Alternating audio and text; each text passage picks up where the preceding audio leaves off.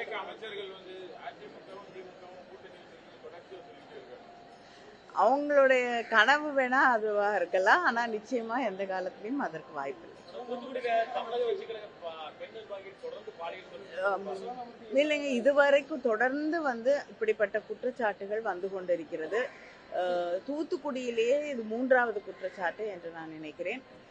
தொடர்ந்து இந்த குற்றச்சாட்டுகள் வந்து கொண்டிருந்தாலும் அவர்கள் மீது வழக்கு போடுவதோ சம்பந்தப்பட்டு இருக்கக்கூடியவர்கள் கைது செய்யப்படுவதோ கிடையாது. தமிழ்நாடு முழுவதுமே பெண்களுக்கு எதிரான குற்றங்கள், பொதுவான குற்றங்கள் அதிகரித்து கொண்டே வருகிறது. மாணவர்களுக்கு பள்ளியிலே படிக்கக்கூடியவர்களுக்கு கூட பாதுகாப்பு இல்லாத ஒரு சூழலை நாம் பார்த்து கொண்டிருக்கிறோம். ஆனால் அரசு இதற்கு எந்த நடவடிக்கையும் எடுப்பதில்லை.